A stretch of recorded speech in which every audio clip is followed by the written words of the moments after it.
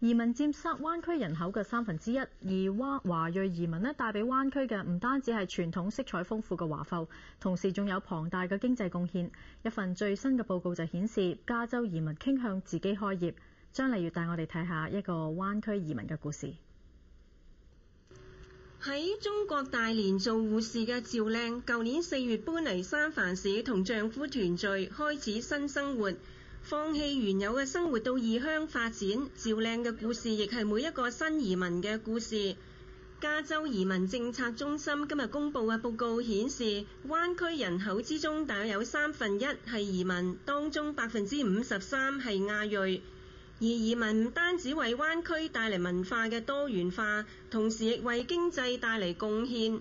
單係加州移民就為聯邦稅金帶嚟300億元嘅稅收。移民是差不多25% of California household income， 然後我們差不多是 1/3 of California GDP， 所以你可以看得出來，如果加州舊金山沒有移民，這個經濟方面一定會垮掉。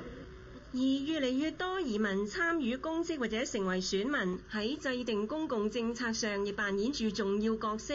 父母都係移民嘅丁有立認為，給這個國家給加州也給了很多錢，可是這個國家也給了我們好多機會。移民佔咗灣區工作生產力嘅36%。移民工作嘅主要4個範疇分別係清潔維修業、餐館業、農漁業同埋製造業。喺灣區移民自己開業嘅比例比全國平均為高。In the Bay Area, Asian immigrants are 10% more hired to be entrepreneurs and self-employed. Latino immigrants are 12% comparative to the state of 7% of self-employment and entrepreneurs. So immigrants are contributing to the economy, to the workforce. They are also consumers.